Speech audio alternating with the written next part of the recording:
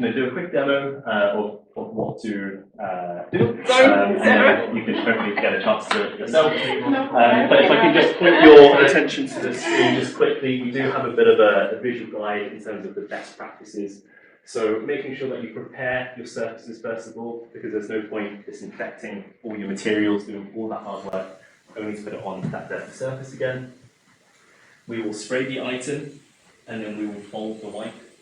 We usually recommend once or twice, mostly to maximise the use of your wipes. The reason why we say once or twice is just so it's the size of the operator's hand. I will use an example. So I have, I would say, slightly larger hands, and if I was to fold into 4, you can see that if I was to wipe the surface, I will contaminate my glove. Okay?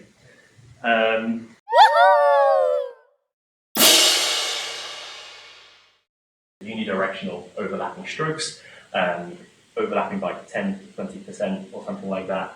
And that's ultimately to ensure that you're not missing any areas. One area to kind of focus on as well is, I guess, your flaps and your folds. That can be quite a common area that people miss.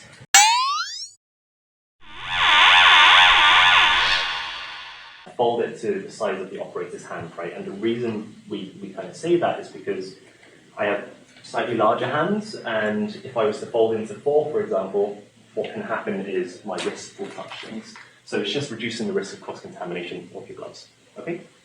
After that, we will wipe the item, and we will apply it as a pull and lift method.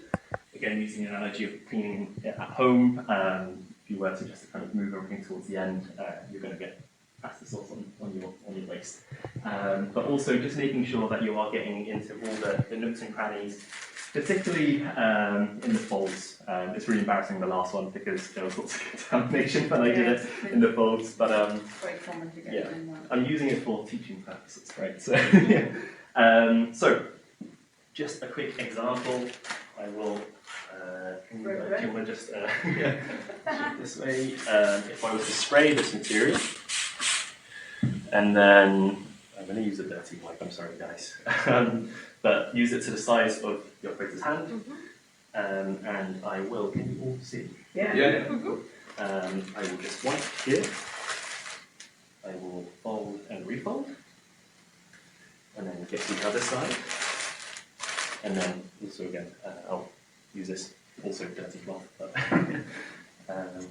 yeah, just using unidirectional overlapping strokes, okay? And then what we'll do is we'll look through UV light, and thankfully I've done a good job if you look this side, that's a great job if you look this side. But who would like to go, or we can all kind of take a stab at it? Yeah. Yeah? Or, perfect. Is it just these wipes? Yeah, you can use those wipes. We have some dilbit water just because I don't want you guys getting a bit high in here from all the alcohol fumes. But yeah, anyone else want to have a go as well? Any other volunteers? So let's just use this cotton wash and spray with this. So spray the material first of all. So we would spray that like that first. Okay. You got to spray your cloth. Yeah, so the reason why we recommend... whatever you're asking for, right? Yeah, we could actually compare, actually, if you wanted to wipe one and then spray and wipe, we can look at the comparisons as well, just to see if there's any differences. One thing I will say is, whilst I was contaminating my materials, there's a lot of contamination on the table as well, so that's an out if you do have any contamination on the bags. But yeah, please go ahead. Just any of them? Any of them, these two will not be dirty, but any of the other ones. Right. I'm going to go onto the cloth. Usually what's recommended is using a disinfectant with the same, or wipe with the same disinfectant. Only because I've seen in the past someone spray sporicide and then wipe with a IPA wipe. In theory, what you're doing is kind of accelerating that kind of evaporation. The alcohol is quite volatile, so you'll just evaporate. You don't get that wet contact time. And you may also be diluting that sporicide as well. Depending on your SOPs and how you kind of determine your level of risk, you know, early on unclassified areas, you may get more uses out of it. But generally speaking, we would say if you fold the wipe twice, then you have 2 surfaces. If you have 4 wipes, it would be 4 surfaces. only because if you were to use all of them, you're going to recontaminate your hands. Let's see the light then. But I'm Like in be this- surprised if you Yes. get any.